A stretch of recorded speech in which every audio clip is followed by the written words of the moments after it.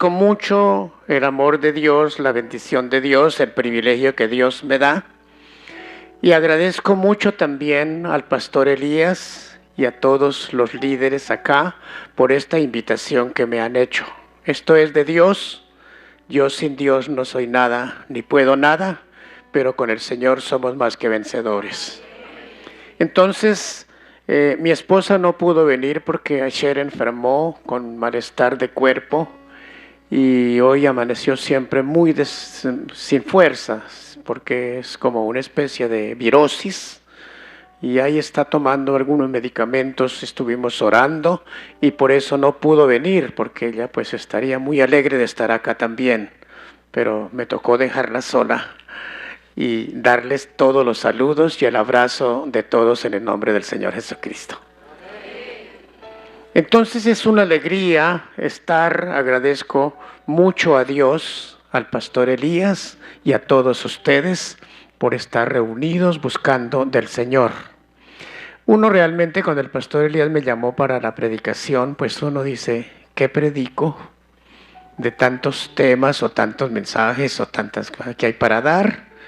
Y estuve orando y me vino a mí el deseo de hablar un tema sobre la perseverancia de la iglesia. La perseverancia de la iglesia es lo fundamental para, después de todo lo que pasemos, poder estar eternamente con millones y millones de creyentes en fiestas con Cristo Jesús, si perseveramos. Entonces, es una alegría poder compartir con ustedes. Voy a ver el tiempo porque siempre no me gusta alargarme demasiado, pero con la ayuda de Dios lo importante es que tomemos lo importante de lo que Dios quiere decirnos. Y de muchos otros temas, pues yo no sabía bien que el pastor Elías también había estado en los temas de intercesión, pero fueron compartidos en muchas partes. Y hay otros temas sobre el Espíritu Santo, hay otros temas sobre la guerra espiritual, sobre muchas cosas que son de compartir, pero que Dios va dando cada día también al pastor y a los pastores para que la iglesia sea edificada. Entonces, para iniciar, vamos a leer la palabra del Señor en el libro de los Hechos, en el capítulo 2, Hechos de los Apóstoles, el capítulo 2, vamos a dar lectura del versículo 36 al 47. Hechos de los Apóstoles, capítulo 2, versos 36 al 47, y de ahí tomamos un versículo clave que luego les voy a mencionar. Para que descansen un poquito ustedes y las sillas, porque después vamos a estar todo el tiempo sentados, pues pongámonos de pie y leemos la palabra unidos en el nombre del Señor.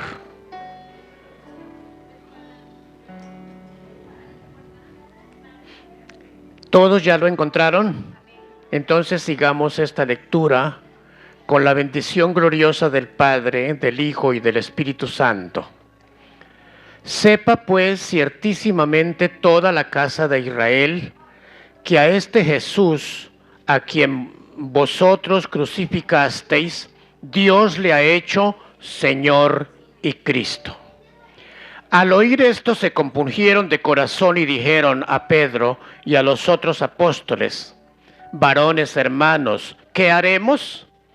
Pedro les dijo: arrepentíos y bautícese cada uno de vosotros en el nombre de Jesucristo para perdón de los pecados, y recibiréis el don del Espíritu Santo. Porque para vosotros es la promesa, y para vuestros hijos, y para todos los que están lejos, para cuantos el Señor nuestro Dios llamare. Y con otras muchas palabras testificaba y las exhortaba diciendo: sed salvos de esta perversa generación. Así que los que recibieron su palabra fueron bautizados, y se añadieron aquel día como 3,000 personas, y perseveraban en la doctrina de los apóstoles, en la comunión unos con otros, en el partimiento del pan y en las oraciones. Y sobrevino temor a toda persona, y muchas maravillas y señales eran hechas por los apóstoles.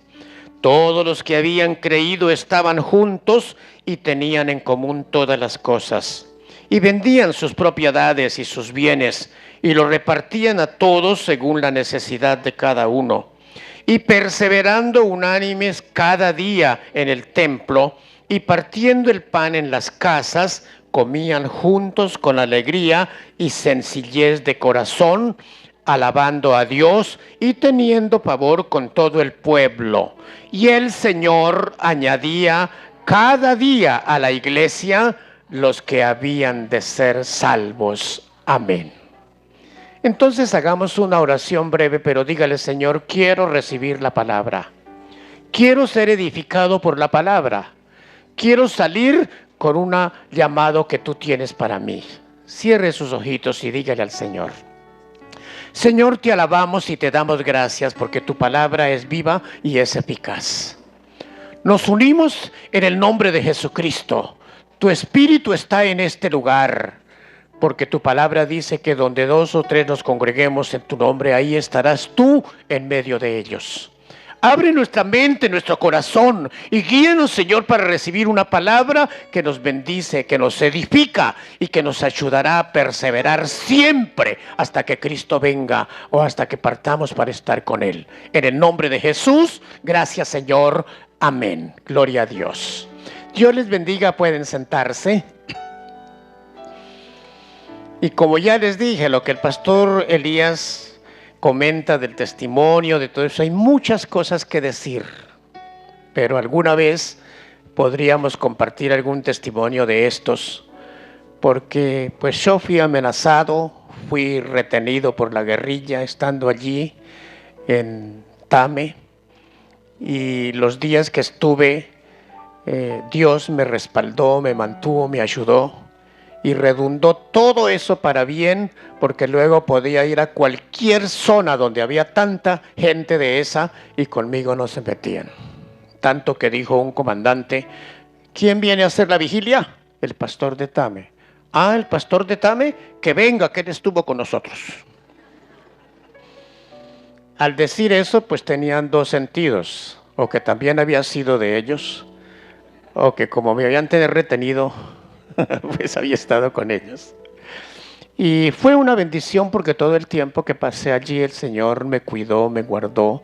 Aún dijeron que le iban a mandar un cilindro a las iglesias porque no cerraban, porque hubo una orden de las FARC de que se tenían que cerrar todas las iglesias. El pastor del retorno ahí de Tame, pues él cogió la familia y se fue para Venezuela.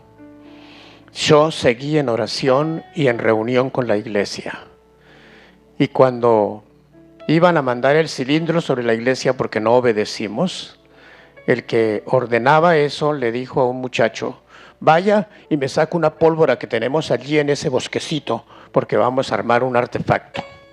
Eso sé que lo dijo, no sé si era el para mandar sobre la iglesia o qué artefacto, pero el muchacho se fue y se entró, y al entrar allí se devolvió. Entonces el hombre le dijo: ¿qué pasó con la pólvora que no la trajo? Dijo: no, es que cuando iba entrando me picaron las avispas porque había muchas avispas y no pude entrar. Dijo: eso se hace aquí así. Venga, le enseño. Y tomó un palo, amarró unas hojas secas y se fue metiendo para quemar las avispas hasta que de pronto ¡pum!, toteó la pólvora y lo mató.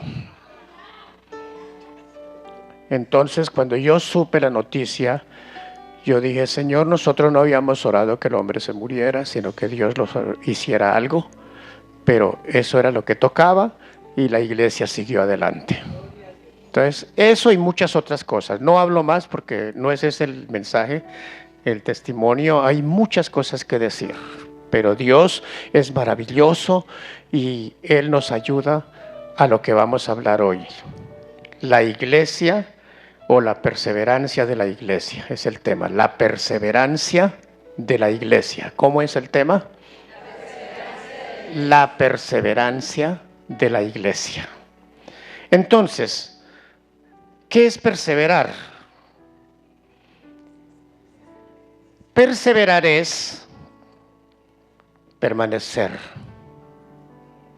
no desmayar, no retroceder, es seguir siempre adelante. Y a perseverar es el llamado que Dios hace a la iglesia en el mundo entero, en Colombia, en Bucaramanga, aquí en Cañaveral. Y lo más, pues lo hace ese llamado porque hay una generación de desertores. La iglesia no entiende eso y algunos llegan a la iglesia, reciben a Cristo, van un tiempo y después por algo dice: yo no sigo más, ya me cansé, no me gusta lo que dijeron, no me gusta lo que hicieron, me vino mucha lucha por mi familia, no sigo. Y hasta ahí llegan. Entonces decía un predicador a una congregación de 8,000 personas que estaban reunidas, dijo: es de llorar y de lamentar que la iglesia vive con una generación de desertores. Hacemos lo que hace todos los que suben al bus urbano. ¿Saben cómo hace el bus urbano?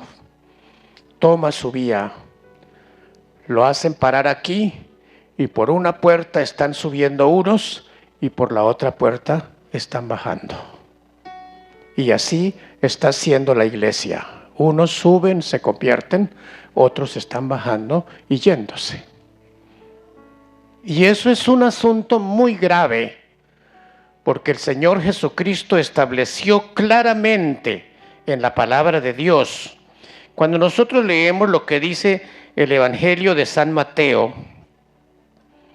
el capítulo 24, San Mateo capítulo 24, los versículos 12 y 13, leamos solamente, San Mateo 24, 12 y 13, donde el Señor establece algo para todos y tomémoslo en el nombre del Señor. Dice el Señor en el verso 12: y por haberse multiplicado la maldad, el amor de muchos se enfriará. Y el verso 13: mas el que persevere hasta el fin, éste será salvo. ¿Quiénes serán los que son salvos? El que persevere hasta el fin. Es una bendición muy grande que hayamos aceptado a Cristo, que conozcamos el Evangelio y lo sigamos, porque esto cuesta. A muchos cuesta más. Pero ya haber recibido a Cristo y seguir el camino del Evangelio nos debe llevar a tomar una decisión de perseverar. Porque el que persevere hasta el fin, éste será salvo. El que no persevere hasta el fin, no llega. Puede sufrir algunas cosas, puede pasar algunas cosas, puede disfrutar algunas cosas, pero si se aparta, se pierde todo. Solo el que persevera hasta el fin, este será salvo. Aprendámonos ese pasaje, ese versículo. Yo lo aprendí desde cuando estaba iniciando el camino de Dios. Y me provocaba llorar a veces cuando había pensado que como me habían visto mal, me habían como tratado mal, como que me habían despreciado, que yo mejor como que no seguía. Pero cuando vi esto dije: no. Todo lo demás se quedará a un lado, pero yo sigo a Cristo hasta que venga y me lleve. Y eso me ha ayudado a estar ya por más de 50 años en el camino de Dios. Me convertí al Señor y mi decisión fue esa: seguirle hasta que Cristo venga, y aquí estoy y aquí me quedo. Volver atrás, nunca. Retroceder, nunca. Rendirse, jamás. Todos deben decir: retroceder, nunca. Rendirse, jamás. Venga lo que venga, pase lo que pase, aquí estaremos y seguiremos siempre hasta que el Señor venga y nos lleve. hasta que el Señor venga y nos lleve. Seremos arrebatados. O si morimos antes del arrebatamiento, al morir sentimos que viajamos con el Señor. No tenemos terror ni temor de la muerte, porque esa es una partida para pasar a la patria celestial. Entonces es muy hermoso que tomemos estos principios.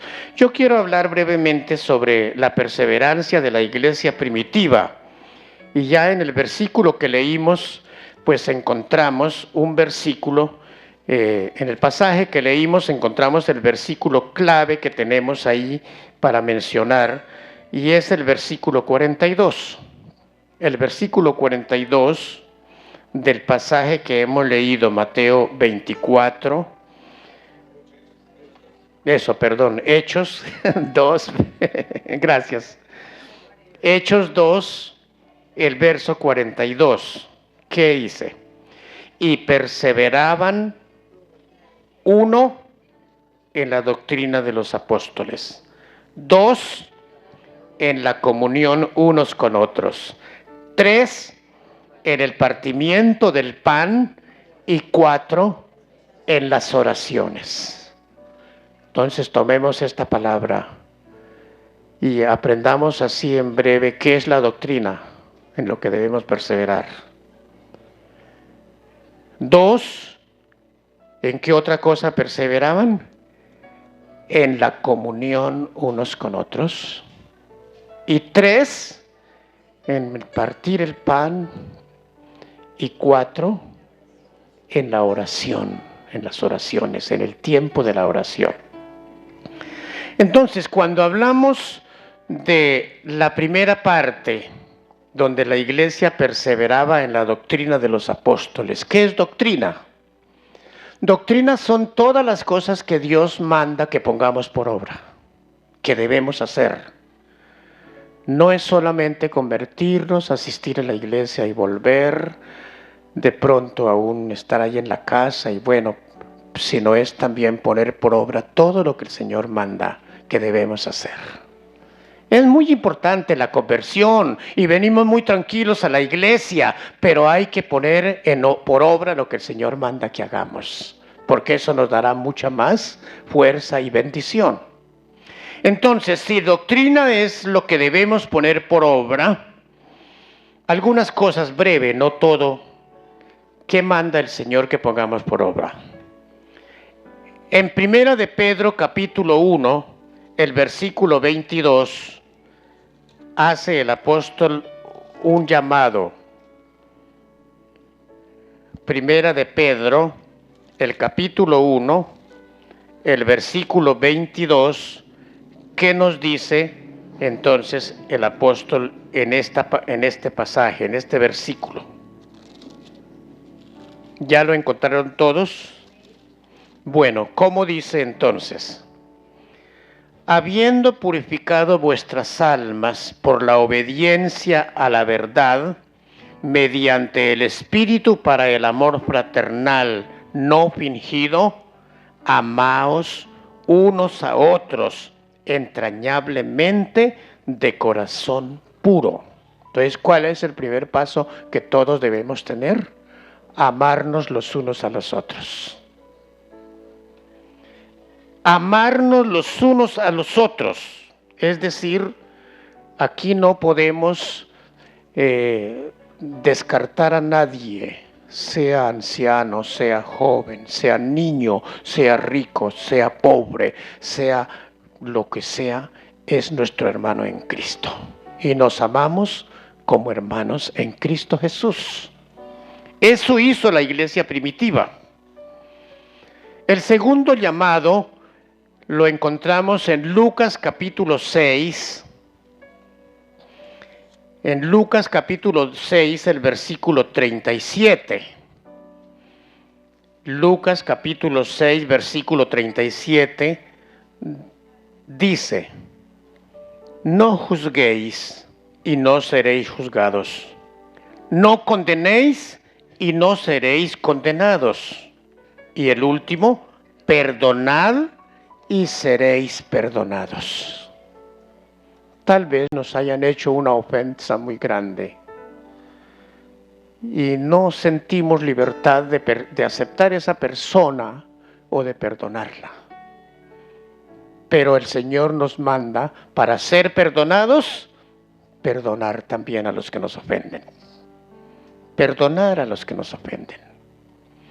Yo de rodillas lloré muchas veces allá en Tame, cuando nos habían amenazado de muerte, cuando yo estaba ya sentenciado, cuando me retuvo la guerrilla y me llevó varios días el ELN. Yo de rodillas decía: Señor, perdona a esta gente y haz tu obra con ellos, porque tú eres el Señor soberano, maravilloso y santo. Y en esa oración el Señor me daba paz, me dio paz. Me llevaron de una casa por allá, una finca, un rancho ahí, y estaba solo ahí, y ahí me arrodillaba a orar. Cuando me fue la entrevista, fue sumamente diferente. Ni usted morirá, ni usted se quedará, sino puede ir en libertad. Y cuente con nosotros para cualquier cosa. Entonces nunca sentí no perdonar. Los perdoné, los perdono y Dios me enseñó a que debemos perdonar. Pero hay que hacerlo de corazón. Hemos recibido ofensas muchas veces de familia, de vecinos, de amigos o aún en la iglesia, alguna cosa que nos hiere y no nos quiere dejar perdonar. Entonces nadie de ustedes vaya a decir como la viejita que estaba ya en el hospital para morirse. Ya estaba sentenciada a que moría. Y tenía una vecina también viejita y todos los días se agarraban, se peleaban, se empujaban la puerta, se trataban mal. Cuando ya estaba allí moribunda, vinieron los vecinos y le dijeron a la otra: mire, su vecina ya está para morirse. Vaya y le pide perdón y la perdona para que muera en perdón. Ella no quería, dijo: no, ¿cómo puede ser? ¿Yo qué voy a acercarme a ella si con todo el mal que me hizo y como me trató de mal, yo no voy? Pero la forzaron y se fue. Y cuando llegó y se acercó: oh, señora, le pido el favor que me perdone, para que usted también pueda morir bien, perdóneme, yo la perdono. Entonces le dijeron a la anciana: perdónela.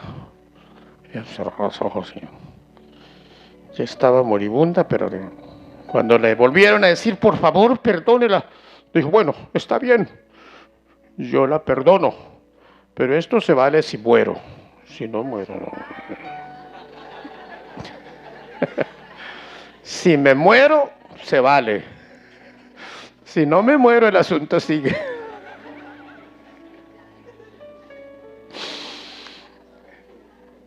Entonces, si alguno de ustedes entiende esto, pues puede decir amén, o puede decir ay, ay, ay, si le cuesta perdonar, si le cuesta perdonar.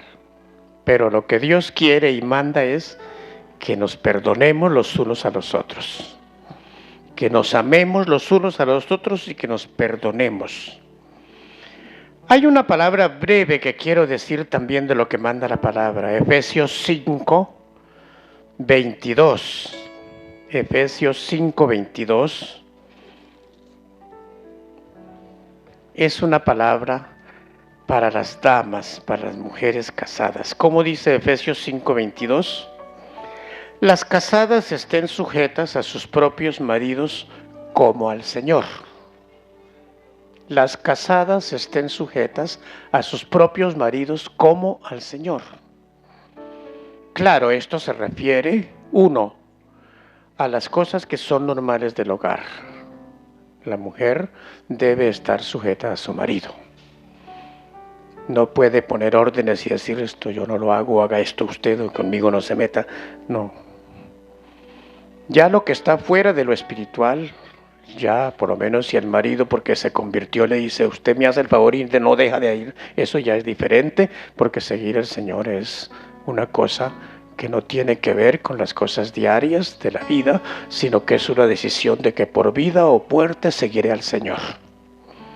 ¿Por qué un marido le dijo eso a la mujer? Usted que se metió con los evangélicos, se convirtió. ¿Usted qué es lo que quiere? No me respeta a mí, me hace el favor y usted aprende lo que dicen, que la mujer debe someterse a su marido. Y lo que le digo es que usted no vuelve más por allá. Y ella llorando le dijo al pastor, ¿qué hago? Le dijo, no, eso no tiene que ver con someterse a su marido, porque esto ya es de nuestra salvación y es lo que corresponde a Dios. Entonces ella se decidió y le explicó, y el hombre se calló, se puso bravo, pero pocos días después vino a la iglesia y se arrepintió también. Entonces, muy necesario tener en cuenta lo que la palabra de Dios dice, sin ir a ningún extremo. A los maridos, ¿qué dice la palabra en el verso 25 de Efesios 5?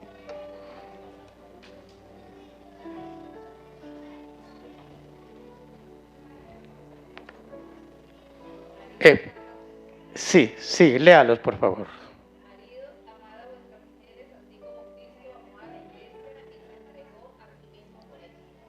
Sí, señor. Efesios 5:25. Tengan en cuenta los esposos. ¿Cómo dice? Maridos, amad a vuestras mujeres. ¿Cómo las deben amar? Como Cristo amó a la iglesia y se entregó a sí mismo por ella.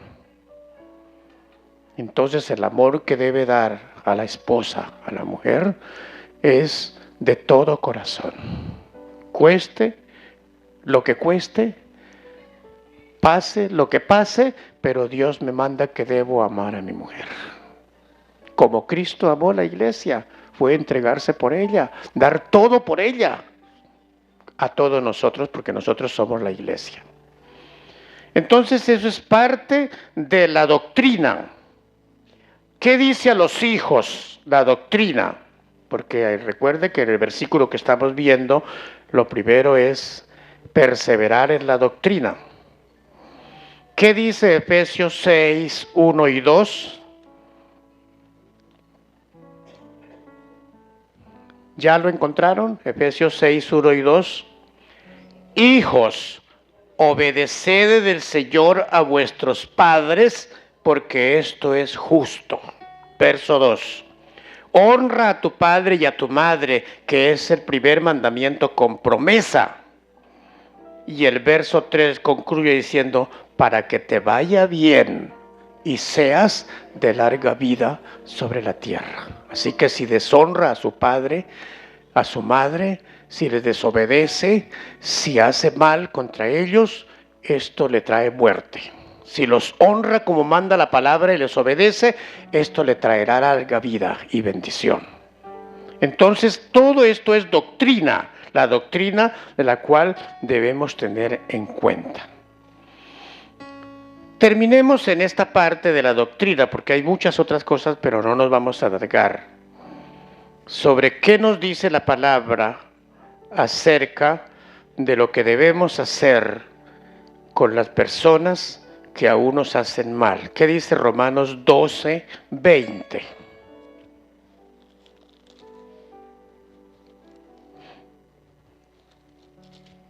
Romanos capítulo 12, versículo 20. ¿Ya lo encontraron?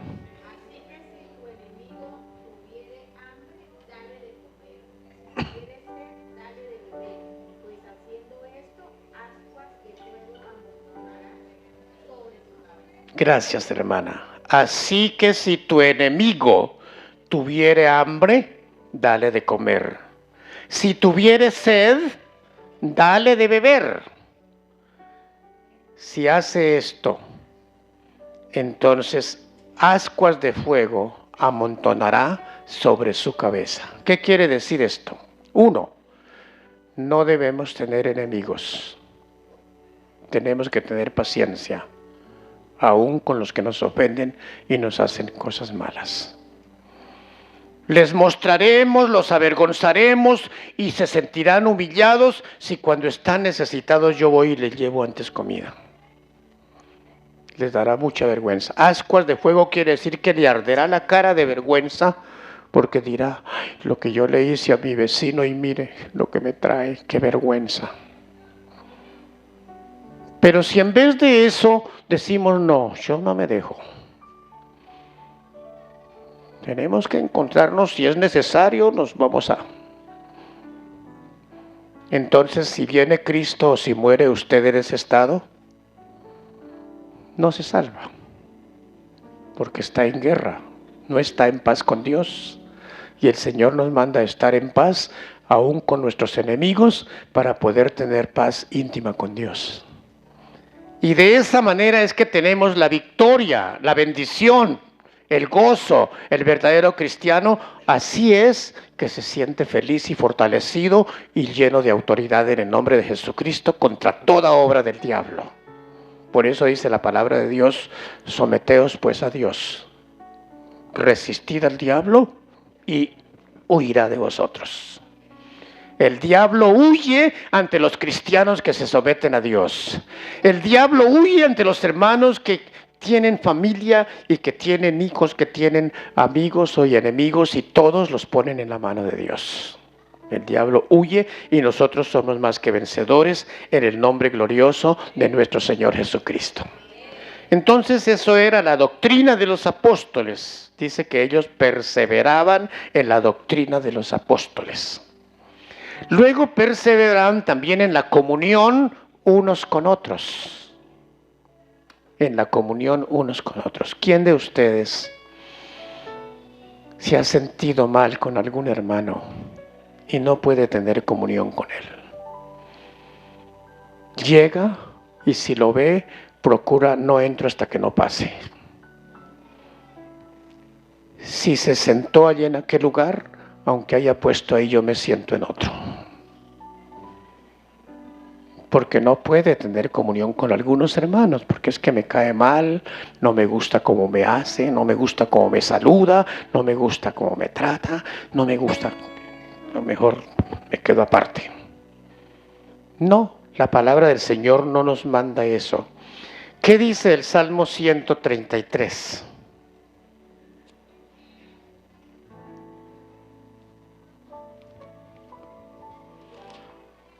El Salmo 133 dice: mirad cuán bueno y cuán delicioso es habitar los hermanos juntos en armonía.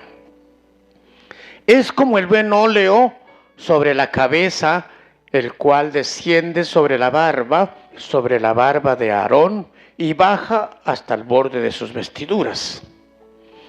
Como el rocío de Hermón que desciende sobre los montes de Sión, porque allí envía Jehová bendición y vida eterna. Donde hay armonía, hay bendición. ¿Cuántos dicen amén? Donde hay armonía, hay vida eterna para los que asistimos y para los que vengan. Porque si viene una persona desconocida, así nos parezca como nos parezca, pero la saludamos bien, la tratamos bien, se va pensándolo. Nosotros tuvimos muchas experiencias allá en Tame. Cuando yo estuve en Betel, a la orilla del río Arauca, allá llegó un hombre que iba y se sentaba allá en la parte de atrás. Yo sabía que era desconocido, pero no sabía quién era. Pero allá estaba. Cuando la predicación estaba ahí. Pasaron unos días y en una predicación invité quienes querían recibir a Cristo, de los que estaban. Toda la iglesia casi estaba convertida, no había nadie. Cuando allá, de los dos que estaban atrás, bajaron la cabeza y quedaron así. Yo sentí insistir. En la segunda vez levantó la cabeza él. En la tercera vez levantó la mano y se desmayó y cayó sobre el canto de los que estaban sentados al lado. Yo me bajé de la plataforma, fui y lo levanté, lo ayudé a venir adelante y oré por él. Y al orar por él, con esa cara que hacía y con todo así, entonces le dije: si usted decidido recibió verdaderamente a Cristo, es salvo y es perdonado. Cuando dice, y los que maté también Dios me los perdona. Cuando dijo así, pues yo no sabía quién era. Pero yo le dije con autoridad, si se arrepiente de todo corazón y recibe a Cristo, Dios se los perdona. Y al colocarle la mano dijo, sí, yo me arrepiento, y cayó al piso. Y oramos, levantamos. Después entonces se acercó y me dijo, yo estuve en las montañas de San Pablo 10 años con el ELN, y el día que no mataba a alguien estaba lleno de ira y lleno de rabia.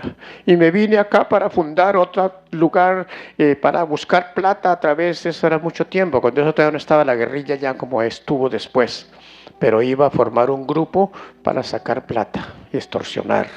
Y se arrepintió, estuvo con la iglesia, volvió a San Pablo.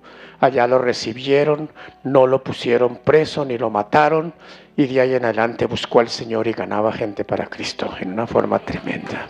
Entonces ese es el Señor, ese es el poder de Dios. Él dice que lo tocó mucho el ver la gente cómo lo recibió. Por eso, donde hay armonía, hay bendición y presencia de Dios. Donde hay esa comunión, es donde el Señor entonces se manifiesta poderosamente y no hay nada ni nadie que pueda impedir.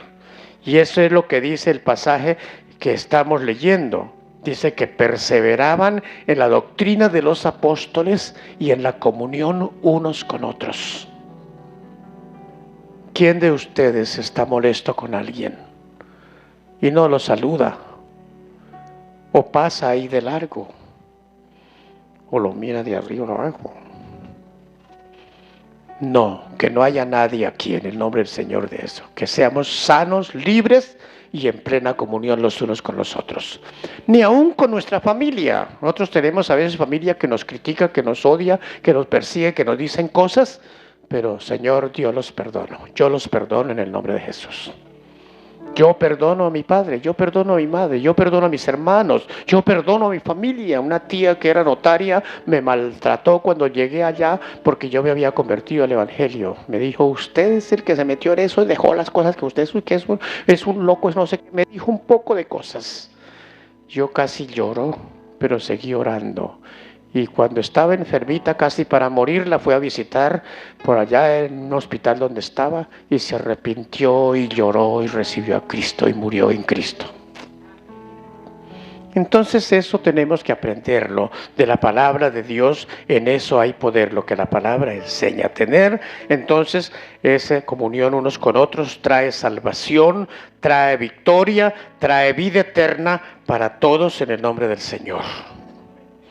Perseveraban en el partimiento del pan. Eso dice el versículo 42. Perseveraban también en partir el pan. ¿Cómo era eso? Pues no era traer un pan allí de la tienda y partirlo aquí y darle a cada uno un pedazo, sino que ellos veían quién estaba necesitado y le mandaban un mercado, le mandaban algo, una ayuda. Y bendecían de esa manera no solamente a los hermanos, sino también a los de afuera. Y por eso la gente vivía apesadumbrada y espantada de la forma que hacían los apóstoles, los discípulos y la iglesia. Porque toda la iglesia permanecía unida, toda la iglesia compartía el pan con los necesitados. Dice que no había ni a un necesitado, porque aún vendían sus propiedades y sus bienes y los repartían para darle a los pobres. Hay que aprender cosas, no es fácil, porque llegará el tiempo en que uno piensa, no, yo tengo mis cosas que me han costado mucho, aún me he sacrificado para tenerlas, ¿cómo voy a repartir esto? Pero hay que saber una cosa clara, y es que cuando sea el momento de morir, tenga muchísimo dinero, muchísimo ganado, muchísimas fincas y muchas cosas, llega la hora y solamente... ¿Y qué se lleva? ¿Qué nos llevamos? Nada, todo se queda. Pero lo que hicimos bien tendrá premio allí en la casa de Dios. Nos gozaremos, nos alegraremos, disfrutaremos al llegar allí y aún encontrar más adelante gente a la que ayudamos, evangelizamos, ganamos para Cristo. Eso nos traerá bendición grande y maravillosa. Entonces es muy importante esto del partimiento del pan. Y lo último, que perseveraban en las oraciones. Ellos tenían oración establecida. Cuando leemos en Hechos, el capítulo 3, para leer los primeros versículos de Hechos, capítulo 3, dice, Hechos capítulo 3, verso 1 y verso 2, Pedro y Juan subían juntos al templo a la hora novena, la de la oración. ¿Subían juntos a qué horas? A la hora novena. ¿Qué era la hora novena? La de la oración. Y era traído un hombre cojo de nacimiento, a quien ponían cada día en la puerta del templo para que del templo que se llamaba de Hermosa, para que pidiese limosna de los que entraban al templo. Ahí, sin seguir pero toda la historia, lo trajeron un día y Pedro y Juan entraban, y cuando él les extendió la mano a que le dieran, Pedro lo que hizo fue: de lo que tengo te doy, en el nombre de Jesucristo, levántate y anda. Y el hombre fue sano y se levantó y empezó a saltar de alegría, y de ahí en adelante se añadió a la iglesia a orar, a buscar de Dios, y muchísima gente vino por lo que había pasado. Entonces es muy importante perseverar en la oración. Me alegro mucho cuando el pastor Elías dice: tenemos oración el lunes a tal hora. Y aquí dice la hora novena, la de la oración, y venía toda la gente a orar, mucha gente a orar. Y eso traía un mover tan maravilloso de Dios, que viniera lo que viniera, hubiera ataques, amenazas o mataran a algunos de los creyentes, todos seguían buscando a Dios. Entonces, orar es algo que la palabra de Dios nos exalta, nos llama. Cuando leemos Efesios 6:18, ¿qué nos dice la palabra de Dios acerca de la oración? Efesios 6:18 dice: orando en todo tiempo, con toda oración y súplica en el Espíritu, y velando en ello con toda perseverancia y súplica por todos los santos. ¿En qué tiempo había que orar? En todo tiempo. No era solamente cuando podíamos, cuando de pronto sacábamos ahí el tiempecito y corríamos. No, era en todo tiempo.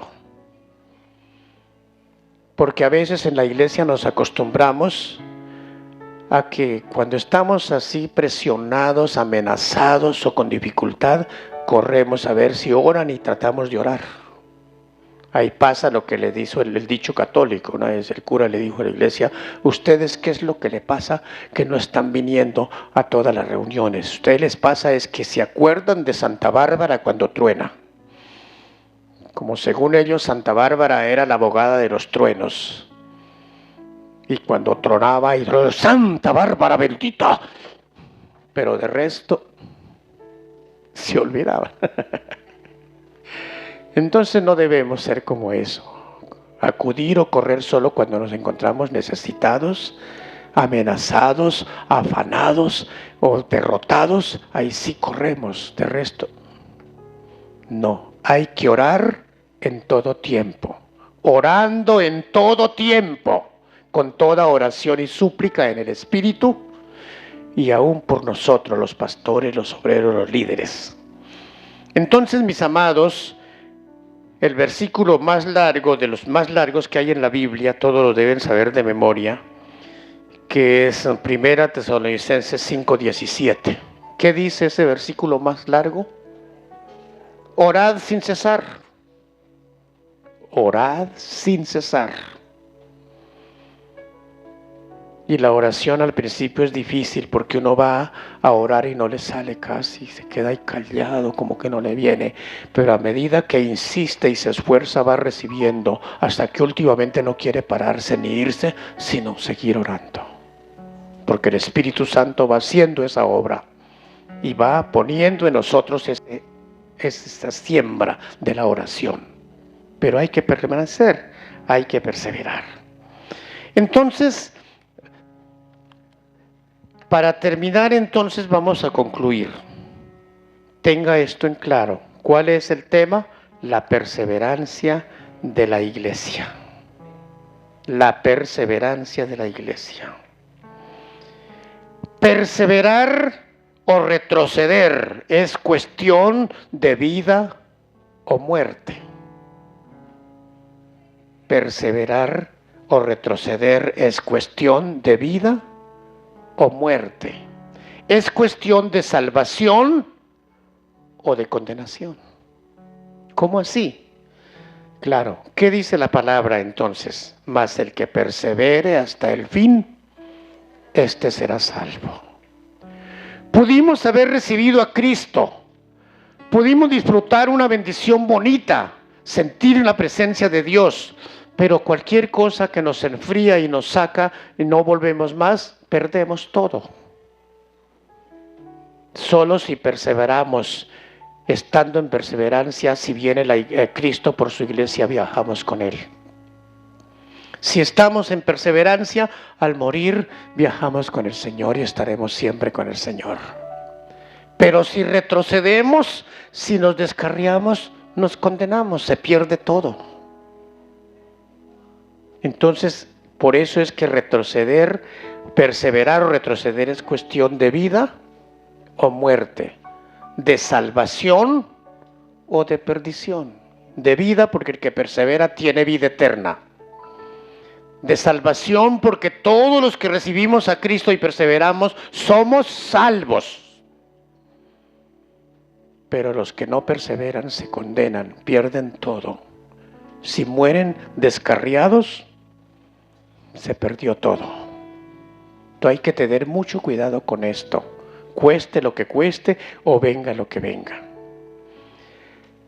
Jesús estableció cosas acerca de la perseverancia.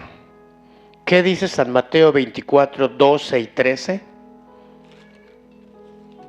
San Mateo 24, versículos 12 y 13.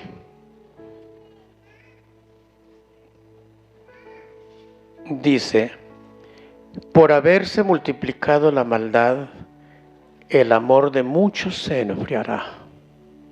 Mas el que persevere hasta el fin, este será salvo. El que no persevera, no será salvo. ¿Que la maldad se ha multiplicado? Terriblemente. Llegará el tiempo, aunque a la iglesia la quieren obligar a aceptar todo lo que el diablo está proponiendo a través de los gobiernos y de las leyes y de todo eso. Y la iglesia tiene que decidir si lo hace o se para firme y no. Porque solo si perseveramos hasta el fin, seremos salvos. A Dios no le agrada a los que retroceden. ¿Qué dice la palabra en Hebreos 10, 37 al 39? Hebreos capítulo 10, versos 37 al 39.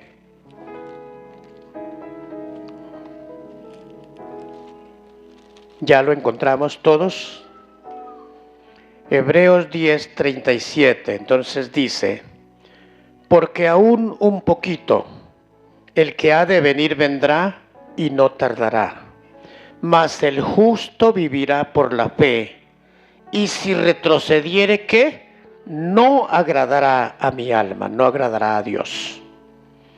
¿Qué dice el 39? Digan todos: pero nosotros no somos de los que retroceden para perdición, sino de los que tenemos fe para preservación del alma.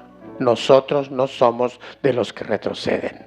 Digan todos: yo no soy de los que retroceden para perdición, sino el que tiene fe para salvación. Entonces el que persevera hasta el fin es el único que será salvo. Hay una palabra que a mí me habló mucho, yo voy a estar terminando porque el tiempo vuela, pero quiero que la tengamos en cuenta. Algunos irán a decir, uy, ¿qué? Esa palabra, segunda de Pedro, capítulo 2, versos 20 al 22. Segunda de Pedro, capítulo 2, versículos 20 al 22.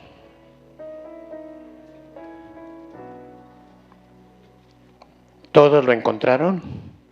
Dice, leámoslo, ciertamente, si habiéndose ellos escapado de las contaminaciones del mundo por el conocimiento del Señor y Salvador Jesucristo, enredándose otra vez en ellas, si son vencidos, su postrer estado viene a ser peor que el primero.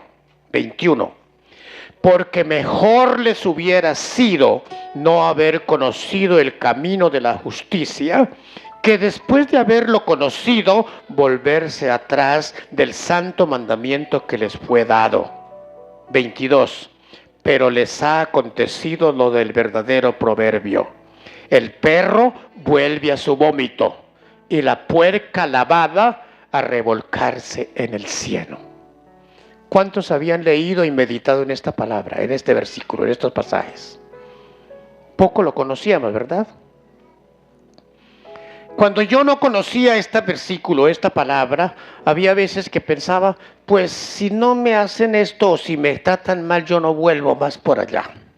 Pero yo no me dejo. Es decir, me descarrío si no me da lo que me gusta. Cuando miro la palabra y dije, ¿qué? ¿Cómo es que dice? Que nos ha acontecido, los que vuelven atrás les ha acontecido el verdadero proverbio. ¿Y cuál es el verdadero proverbio? Que el perro vuelve a su vómito y la puerca lavada a revolcarse en el cieno. ¿Por qué me dio tan duro? ¿Qué era que el perro vuelve a su vómito? Nosotros cuando estábamos niños teníamos un perro en la casa que llamaba Turpial. La finca era a la orilla de un lago enorme. Y yo todos los días salía con el perro por unos senderitos ahí por la orilla del lago. Y el perro iba adelante, bien adelantico. Cuando de pronto lo veía que se apartaba un poco del camino y hacía algo ahí. Cuando yo pasaba, había vomitado. Y encontraba ahí el montoncito de vómito de la comida que nos habían dado por ahí de cena y le dieron a él también, lo había vomitado ahí. Uy, a mí me daba molestia. Pero la más molestia era que íbamos hasta un lugar y regresábamos y otra vez se venía adelante. Y cuando yo lo venía adelante, llegaba ahí. Y este perro, uy, qué perro inmundo se está comiendo lo que vomitó. Uy. Y llegaba con un asco a la casa de ver lo que vomitaba, volvía y se comía lo que había vomitado.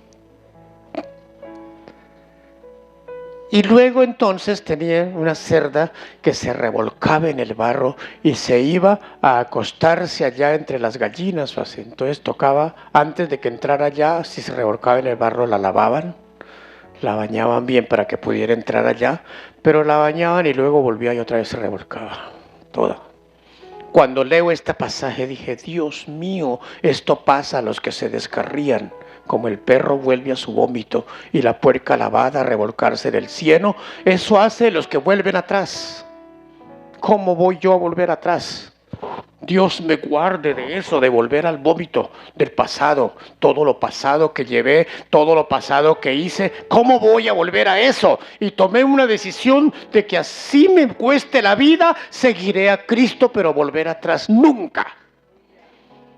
Y ahí fue donde me sonó lo que decía una película por ahí que a veces miraba, una novela, no era la película, sino era por la radio. Entonces en esa novela era que decía, retroceder nunca, rendirse jamás. Yo dije, pues tomo esa palabra para mí. Retroceder, nunca. Rendirme, jamás. Que cueste lo que cueste, que venga lo que venga, yo seguiré adelante, no volveré atrás. ¿Cuántos dicen amén? ¿Cuántos han tenido ganas de regresar, de volver atrás, de no seguir adelante? No lo hagan nunca. Pídanle a Dios que los ayude a seguir siempre adelante, porque solo perseverando seremos salvos. De otra manera seremos condenados. Y perdemos mucho más porque al llegar a la condenación nos damos cuenta, mire dónde estoy, y habiendo conocido el camino de Dios y me volví atrás y mire ahora este juego y todo lo que hay aquí de sufrimiento. No, ¿por qué, Señor? Pero ya es demasiado tarde. Entonces, mis amados, espero que Dios les hable a cada uno por el Espíritu Santo y que tomemos una decisión de seguir siempre y nunca desmayar, porque vendrán cosas muy difíciles. Ustedes recuerdan lo que pasó con Esteban. Predicaba, hablaba de Dios donde quiera. Lo perseguían y le decían no vuelve más y aún le pegaban. Pero él seguía. Y como siguió haciéndolo, lo agarraron, lo apedrearon y lo mataron a piedra. Y dice que cuando le lanzaban piedra, Esteban dijo, veo los cielos abiertos y a Jesús que está sentado a la diestra de Dios. Cuando dijo eso, crujían los dientes y le daban más piedra. Y ya cuando estaba que no resistía más, dijo, Señor, no les tomes en cuenta este pecado. Y murió. Murió con una sonrisa, murió con una paz inmensa, murió con toda la plena esperanza de que el cuerpo vuelve a la tierra, pero el espíritu vuelve a Dios que lo dio. Entonces la muerte de Esteban, usted puede después leerla en el libro de los Hechos, el capítulo 7. El versículo 54 y 55 es los versículos que yo pues más tomé en cuenta y leí. Pero de todas maneras todo el capítulo se puede leer. Esteban en el capítulo 7 de Hechos, el versículo 54 dice, oyendo estas cosas, se enfurecían en sus corazones y crujían los dientes contra él. Pero Esteban, lleno del Espíritu Santo, puesto los ojos en el cielo, vio la gloria de Dios y Jesús que estaba a la diestra de Dios. Y dijo, he aquí, veo los cielos abiertos y al Hijo del Hombre que está a la diestra de Dios. Entonces ellos, dando grandes voces, se taparon los oídos y arremetieron a una contra él. Y echándole fuera de la ciudad, le apedrearon, y los testigos pusieron sus ropas a los pies de un joven que se llamaba Saulo. Y apedreaban a Esteban mientras él invocaba y decía, Señor Jesús, recibe mi espíritu. Y puesto de rodillas, clamó a gran voz, Señor, no les tomes en cuenta este pecado. Y habiendo dicho esto, murió. ¿Sí ves lo que es perseverar? Si viene guerra, si viene amenazas, si viene persecución contra la iglesia, no volvamos atrás. Sigamos adelante. Si tenemos que morir, morimos, pero para estar eternamente con el Señor. Porque el que persevere hasta el fin, este será salvo. Entonces dejo hasta aquí, pongámonos de pie y vamos a hacer una oración.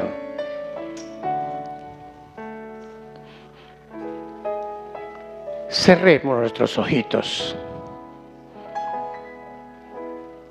y deje que el Espíritu Santo toque su corazón, su alma. Y si ha tenido a veces deseos de volver atrás, de apartarse del camino, dígale, Señor, yo no volveré atrás. Retroceder nunca, Señor, no me dejes. Ayúdame a perseverar hasta el fin. Dígale al Señor de todo corazón que usted nunca volverá atrás. que cueste lo que cueste, que venga lo que venga, que haya amenazas o lo que sea, usted seguirá siempre.